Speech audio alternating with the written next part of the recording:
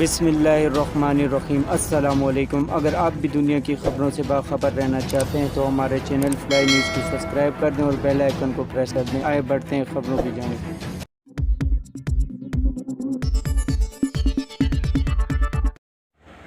اسلام آباد election commission نے پاکستان تحریک انصاف کے چیئرمین عمران خان کے الزامات کی تردید اور مذمت کی ہے۔ الیکشن کمیشن کی جانب سے جاری بیان میں کہا ہے کہ chairman P T I Imran Khan کے الزامات بے بنیاد اور جھوٹ پر مبنی ہیں۔ الیکشن کمیشن کسی دباؤ کے بغیر آئین اور قانون کے مطابق فیصلے کرتا رہے گا۔ بیان میں مزید کہا گیا ہے کہ الیکشن کروانا الیکشن کمیشن کے دائرۂ اختیار میں نہیں ہے۔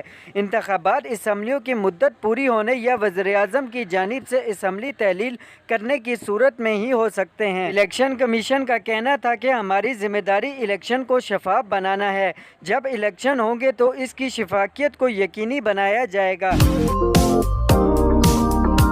سابق وزیر خزانہ اسحاق ڈار نے سینٹ کی رکنیت کا حلف اٹھا لیا۔ گزشتہ روز اسحاق ڈار 21 سال کی خود ساختہ جلاوطنی کے بعد وزیر اعظم شہباز شریف کے ہمراہ وطن واپس پہنچے تھے۔ اسحاق ڈار نے آج سینٹ کی رکنیت کا حلف اٹھا لیا اور ان سے چیئرمین سینٹ صادق سنجرانی نے حلف لیا۔ اس دوران اپوزیشن کی جانب سے شور شرابہ کیا گیا اور ہنگامہ آرائی کی۔ پی ٹی آئی ارکان نے چیئرمین سینٹ کی ڈائس کا گھیراؤ کیا اور اجلاس کے ایجنڈے کی کاپیاں پھاڑ دی۔ دوسری جانب حلف اٹھانے کے بعد حکومتی اتحاد کے اراکین نے اسحاق ڈار کی نشست پر جا کر مبارکباد دی۔ خیال رہے کہ مسلم لیگ نون نے اسحاق ڈار کو وزیر خزانہ نامزد کیا ہے۔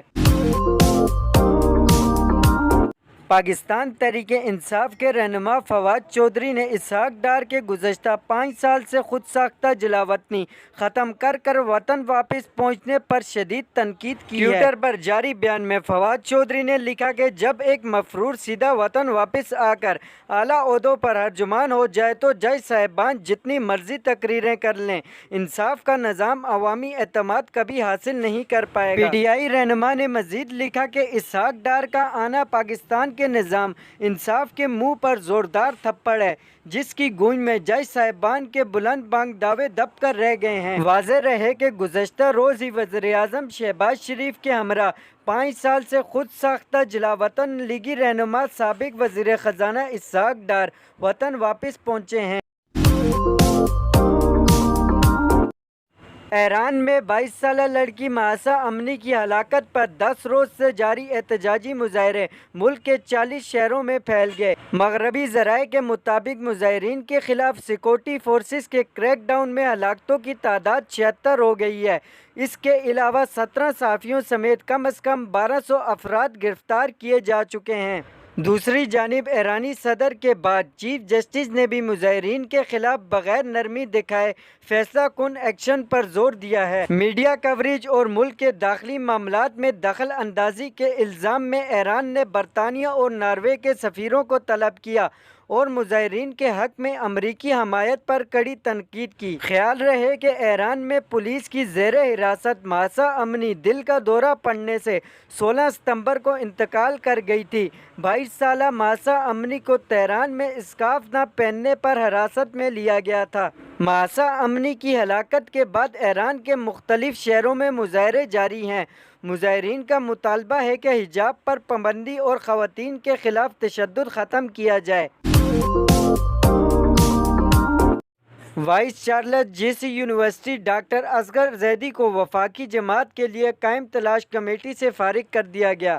ذرائع کے مطابق عمران خان کو گورنمنٹ کالج یونیورسٹی بلا کر خطاب کرانے پر ڈاکٹر اصغر زیدی کو فارغ کیا گیا ہے۔ نوٹیفیکیشن کے مطابق ڈاکٹر اصغر کی جگہ ڈاکٹر شعیب میر وفاقی جماعت کے لیے قائم تلاش کمیٹی کے رکن مقرر کیے گئے ہیں۔ واضح رہے کہ مسلم لیگ نون کی نائب صدر مریم نواز نے مطالبہ کیا تھا کہ عمران خان کو جلسے کی اجازت دینے پر گورنمنٹ کالج جے سی یونیورسٹی کے وائس چانسلر کے خلاف سخت ایکشن لیا جائے۔